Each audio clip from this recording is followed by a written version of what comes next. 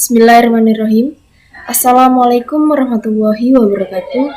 Kembali lagi bersama saya, Dwi Utami, NIM E 2019-2050. Saya dari Ekonomi Syariah 2, Fakultas Ekonomi dan Bisnis Islam.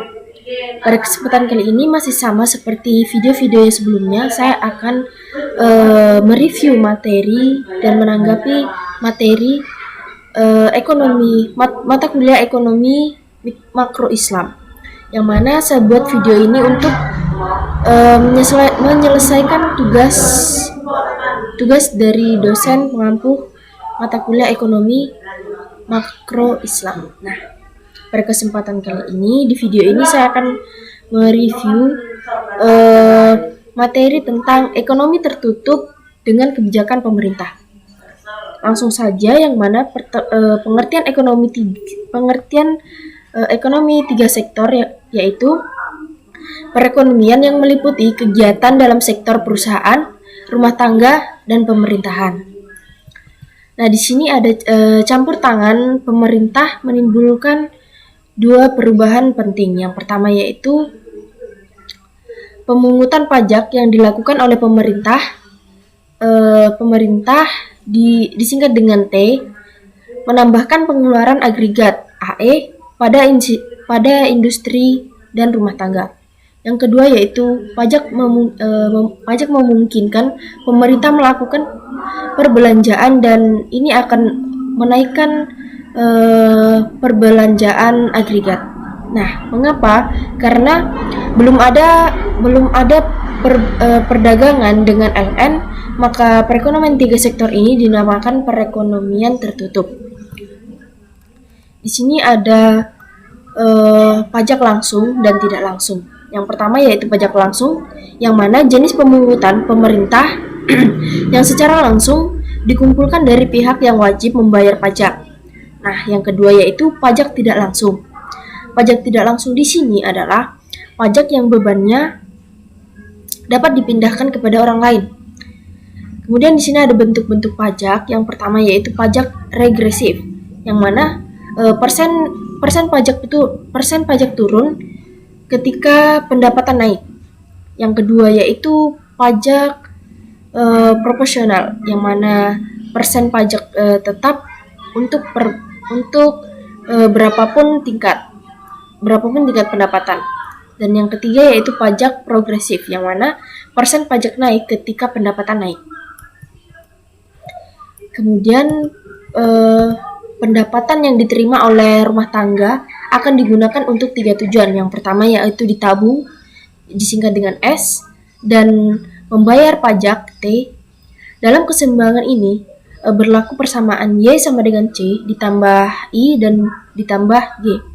Sedangkan tiap tingkat pendapatan nasional berlaku Y sama dengan C ditambah S ditambah T.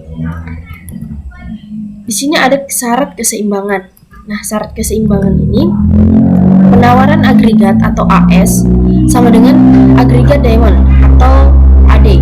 Nah, dalam perekonomian yang tidak melakukan perdagangan LN ini, AS sama dengan Y, sehingga pada keseimbangan pendapatan nasional berlaku persamaan C ditambah I ditambah G sama dengan C ditambah S ditambah T.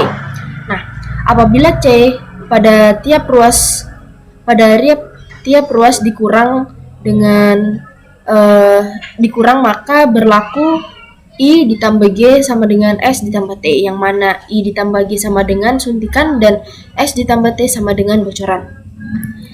Kemudian di sini ada aliran baru dalam sirkulasi aliran pendapatan, yang mana pembayaran pajak rumah tangga dan perusahaan kepada pemerintah, pendapatan pemerintah sebagai pendapatan pemerintah. Nah, kemudian pengeluaran pemerintah ke sektor perusahaan sebagai pembelian barang dan jasa yang diproduksi oleh perusahaan. Yang ketiga yaitu aliran pendapatan dari sektor pemerintahan atau pemerintah ke rumah tangga dan perusahaan sebagai pembayaran atas penggunaan faktor-faktor produksi rumah tangga dan perusahaan oleh pemerintah. Kemudian di sini ada efek pajak terhadap konsumsi dan tabungan.